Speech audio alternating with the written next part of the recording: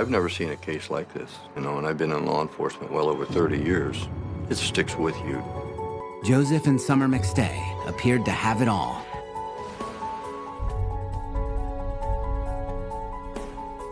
They're just your average middle-income family in America. They love each other, and they're happy. But then, the family disappears from their San Diego home without a trace.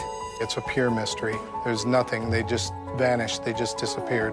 Could the family have intentionally walked away from their seemingly perfect lives? Or could the McStay family have met with foul play?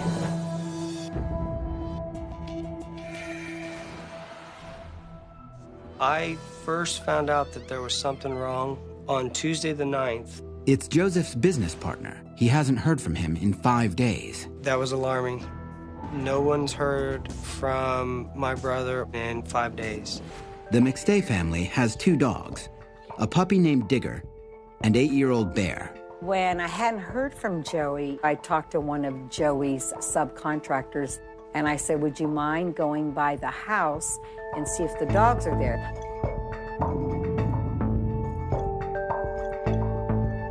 But by February 13th, when no one has heard from the McStays for 9 days, the family decides to take a drastic step.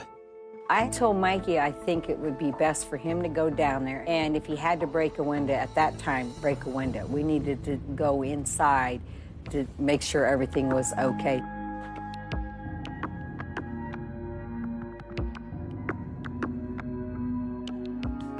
When the phone rang and it was animal control on the line, alarms are going off.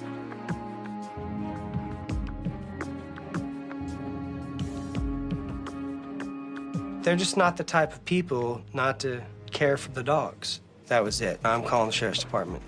On February 15th, 11 days after the McStays were last heard from, the police arrive and comb through the house, looking for signs of foul play. We didn't find any obvious signs of foul play. Everything was locked. All the doors were locked. There was no signs of forced entry.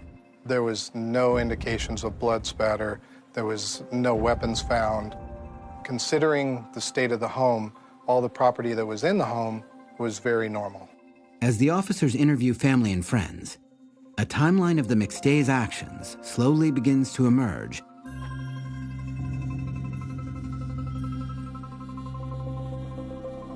That business partner had no indication that something was wrong. I was able to determine that February 4th was a very ordinary day for Joseph and Summer. After they have gathered all the information they can from family and friends, the police catch a break when a neighbor's surveillance camera yields a clue. On February 4th at 7:47 p.m., we were able to see what we believe is the white Isuzu Trooper pulling out of the driveway. No vehicle in front of it, no vehicle behind it.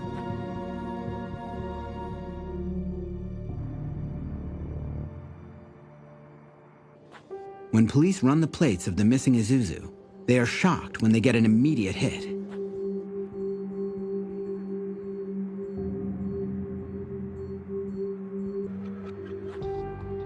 And it was towed for a parking violation at a strip mall near the Mexican border.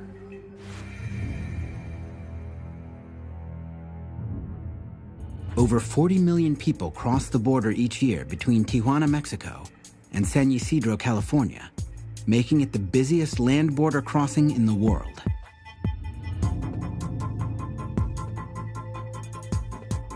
When we were back in high school, you'd go down to Mexico, and it was no big deal. But it's just not safe down there nowadays. The Isuzu Trooper is immediately hauled into the sheriff's crime lab for analysis.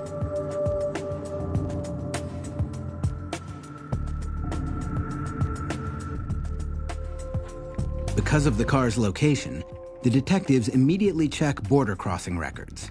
He had no business connections in Mexico. I've been able to absolutely prove that.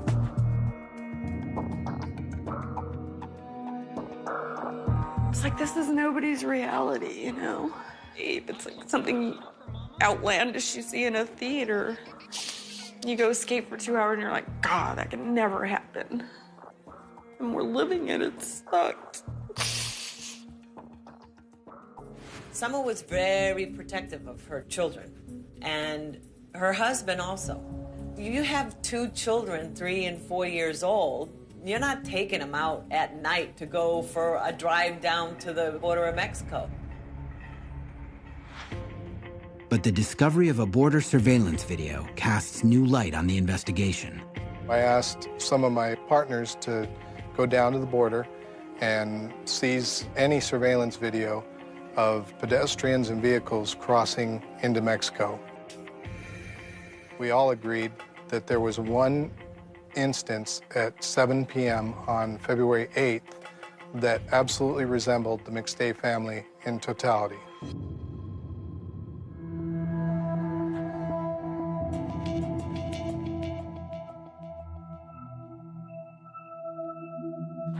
When I initially saw the video, I wanted wholeheartedly to believe it was them, but unfortunately, I didn't feel it was them. Doesn't look like my brother-in-law. But in the course of looking through the McStay's paperwork, the detectives do discover that Summer McStay had a secret.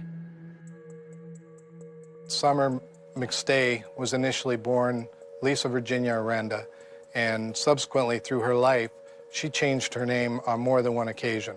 The detectives check, but there are no records of a passport under any of Summer's aliases being issued or used at a border crossing. Everyone is left searching for reasons as to why the McStays would intentionally leave their life.